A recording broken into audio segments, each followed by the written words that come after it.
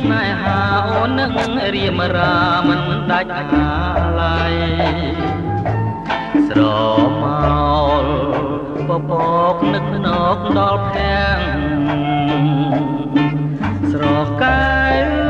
វលាំងត្រួយហាងរតី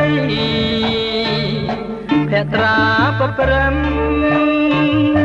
ញញឹមព្រឹមព្រៃ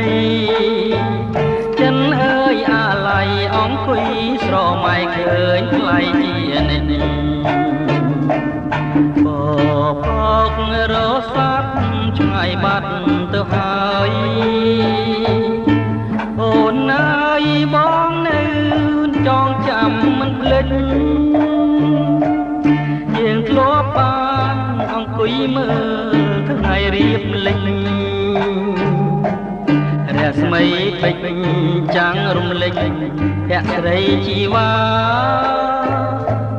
ឆោមអើយឆោមស្រងអស់ស្រីក្នុងលោកមិនងាយនឹងរកដូចអូនឡើយណាបងសូមផ្ដែផ្ដាំតាមសែងសូរិយាបើជួបស្នេហាសូមសូរិយាមេត្តាប្រាប់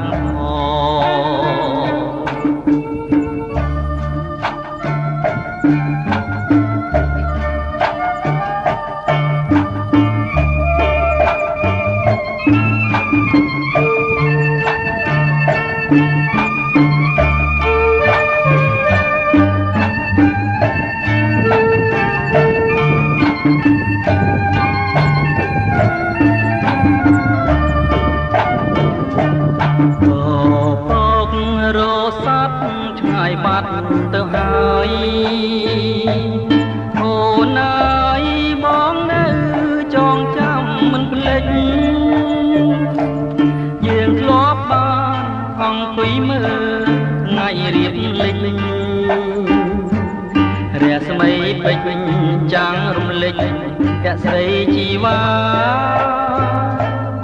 ឆោមអើយឆោមស្រងអស់ស្រីក្នុងលោកមិនងាយនឹងរកដូចអូនឡើយណាបងសូមផ្ដែផ្ដាំតាមសែងសូរិយាបើជួបស្នេហាសូមសូរិយាមេត្តាប្រាប់